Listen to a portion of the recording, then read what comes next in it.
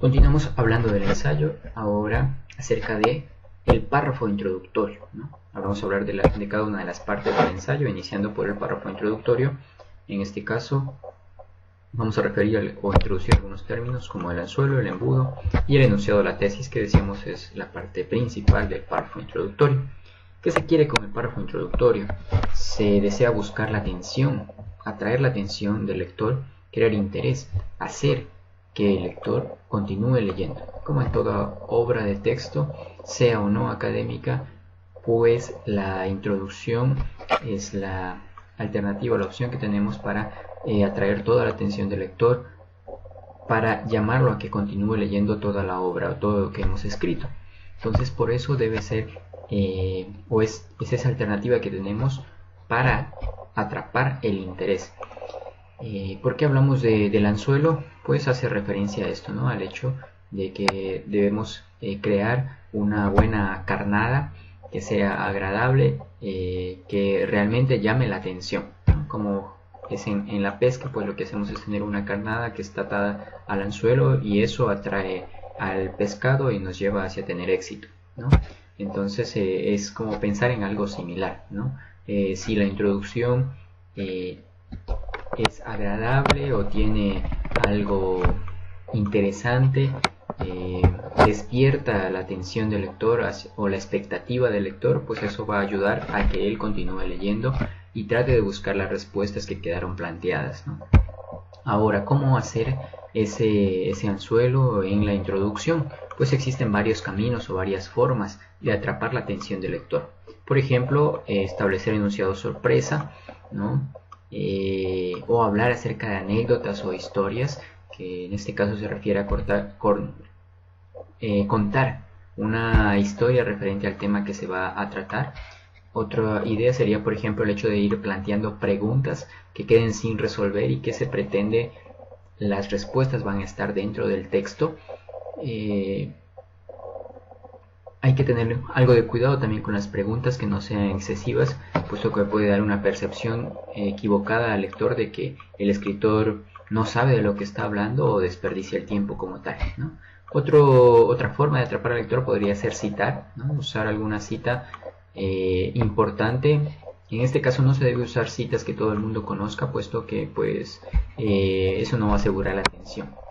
Lo importante es que la cita sea relevante para el ensayo y se debe en este caso invertir un tiempo considerable en buscar una cita adecuada, consistente y que llame la atención realmente, que despierte el interés. Otro punto sería, por ejemplo, el hecho de usar estadísticas, ¿no? El peligro de las estadísticas es que pueden ser aburridas, ¿no? Y el anzuelo se supone que debe ser interesante. Por eso no se debe usar demasiadas estadísticas, no usar estadísticas difíciles de entender, y no usar estadísticas comunes para todo el mundo, ¿no? Entonces acá tenemos, como ven, diferentes formas de cómo atrapar la atención, de cómo hacer ese anzuelo y atrapar la atención del lector en la introducción. Ustedes pueden escoger uno de ellos y eso va a ayudar a redactar una introducción mejor. Luego, hablemos un poco del embudo como tal, que es una técnica de cómo podemos redactar nuestra introducción. Lo que hacemos es generalmente redactar en forma de embudo, es decir, arriba o al inicio de la introducción hacer las partes más generales y luego ir hacia lo específico hasta llegar al final a proponer la tesis, ¿no? Esa sería como la estructura que tomamos generalmente en las introducciones, ir de lo general hacia lo particular. Entonces, en lo general tenemos el enunciado general, el anzuelo como tal, ¿no? Que puede ser una estadística, unas preguntas, bueno, cualquiera de las técnicas que mencionamos anteriormente.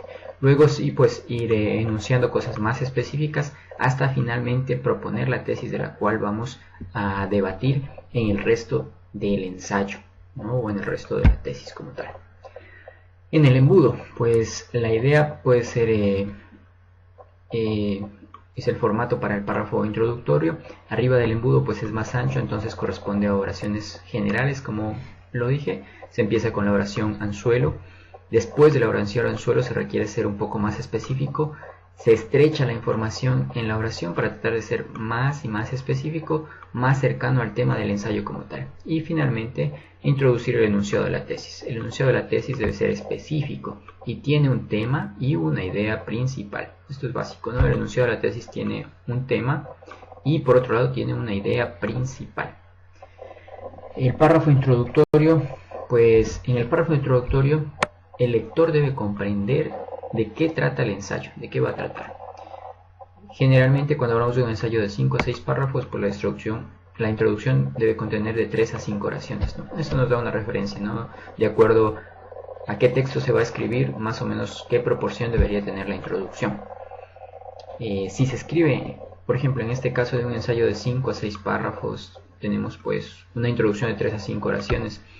Si se escribe demasiado en la introducción, pues probablemente la introducción está mal organizada, no está correctamente organizada.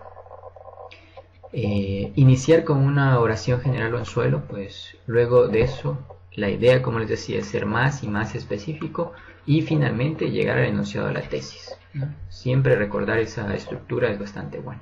Un ejemplo, ¿no?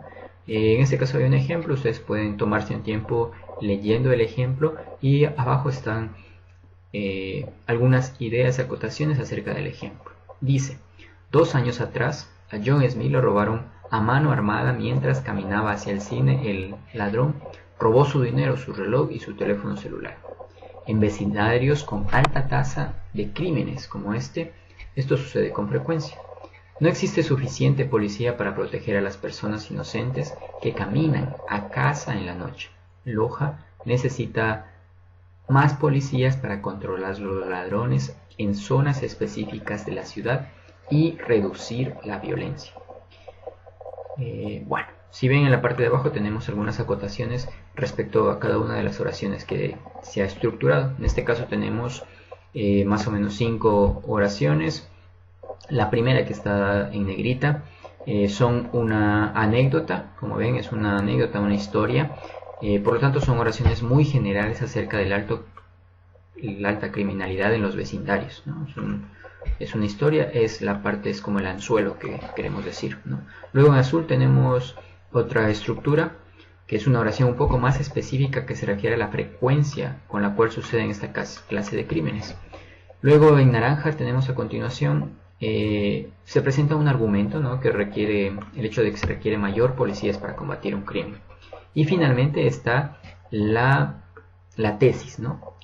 Esta es muy específica, habla de que se requiere en Loja y por qué.